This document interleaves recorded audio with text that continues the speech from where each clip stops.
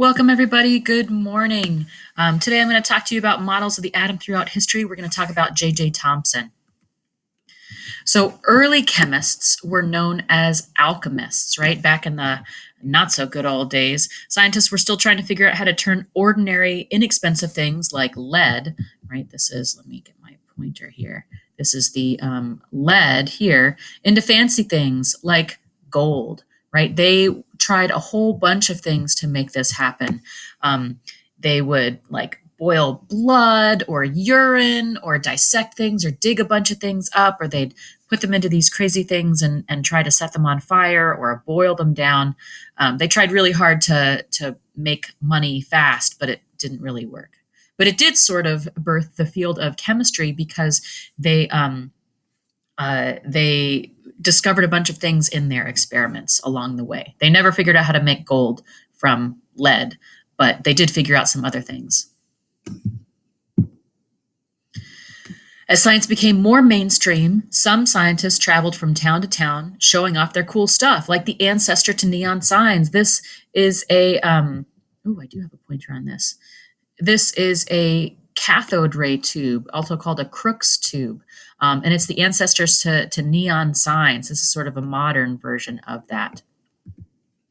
So the Crookes tube, otherwise known as the cathode ray tube, has a couple of different parts that I want you to know about. There are wires that are connected to each end, and those are connected to a battery or a power supply, right? Even this more modern version has different wires. Notice that the wires are different colors. The red and the black ends connect to the positive and negative ends of the battery. So one end of the tube is positive, one end of the tube is negative. That's where it's got its name. Cathode is another word that means positive end.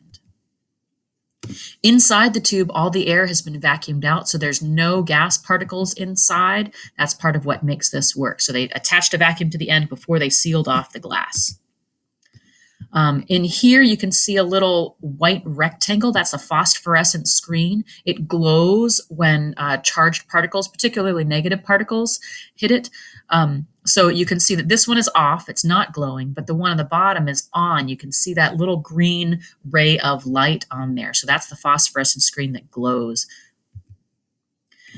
Then J.J. Thomson comes into play here. All experiments with the cathode ray tubes had shown that even though the green ray, right, the cathode that was going, it had charge, but it couldn't be bent by an electric or magnetic field, right? If we know it has a charge, then maybe it should be attracted or repelled from positives or negatives. But because it didn't do that, Thomson was like, what's going on here? So he went to a lot of effort to take all of the gas particles in the tube out. He used a really powerful vacuum to just pull all the gas particles out. And then he made a discovery. Let's watch a video and find out.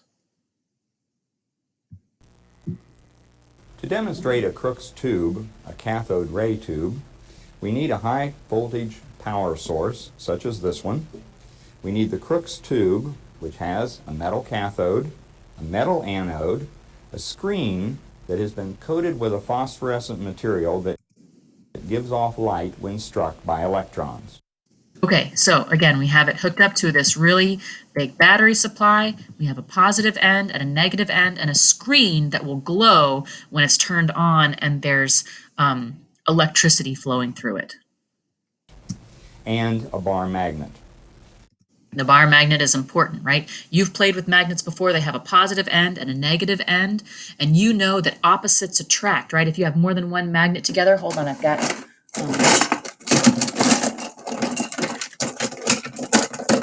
my kids' magnetiles here, right? The magnetiles, the positive end and the negative end attract to each other. They attract to each other.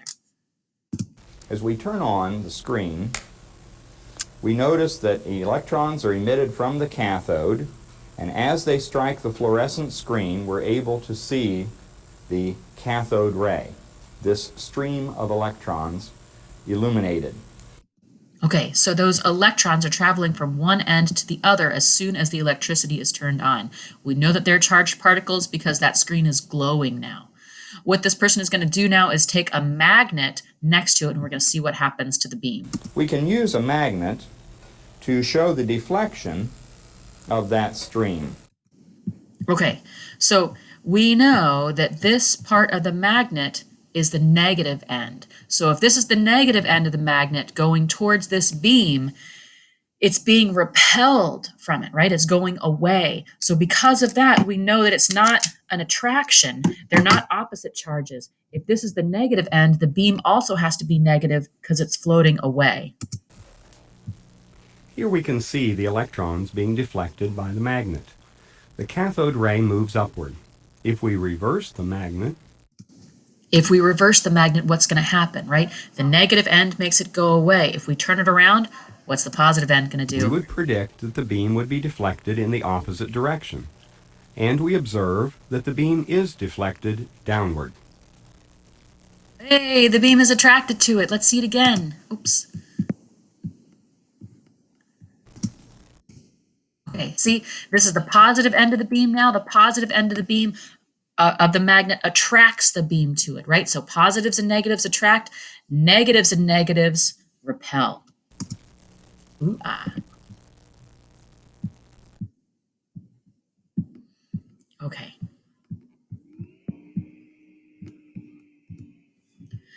So Thomson discovered that this beam of light particles could be bent by a magnet. Regular light doesn't do this, right? If you put a magnet up to a regular light, it doesn't bend. You put a magnet next to a laser pointer, nothing happens. So this image shows that the beam is deflected or repelled by the negative magnet that's up on top. So Dalton and Democritus had postulated, they had theorized, they'd said, atoms, these indivisible, indestructible particles, they're really just tiny spheres, right? But neither of them had shown why these atoms or elements could bond with other atoms, right? What makes them attracted or repelled from each other? So J.J. Thomson's discovery that atoms had negative parts that could move, right, in that beam means that the atom model can be updated. How did he do it? So the old model was the atom is just a neutral, uncharged sphere, right? Little balls that can stick sometimes and not stick other times. But in this new model, even though the atoms overall are neutral, they do have negative parts that can move. So there must be positive parts too. And that allowed scientists to sort of think about how atoms could stick together or not stick together. So J.J. Thomson's atomic model is the sphere, right? That same ball of atoms is where the positive charge is. He didn't really know where it was, but he did know that there are negatively charged electrons, right? He called these electrons. Sometimes Thomson's model is called the plum pudding model. You see down here, there's a little picture of plum pudding. It looks like the dough or the bread of that. It's not really pudding, right? It's a bread. That bread part is the positive charge, and then these little plums or raisins, or I would prefer chocolate chips, are the electrons in it. So that's why it's sometimes called the plum pudding model, because this looks like this. All right, so Thomson discovered the electron. Electrons are subatomic particles, sub like a submarine, meaning under or smaller. So particles that are smaller than the atom, right? If the atom is the sphere, the electrons are the little dots in it. And electrons are negatively charged. There must be other parts of the atom that are positive because overall it's neutral. So meaning that if it's neutral, it doesn't have an overall positive or negative charge, but they're both there and in balance in atoms. And that is that. Good luck on your assignment. Thank you.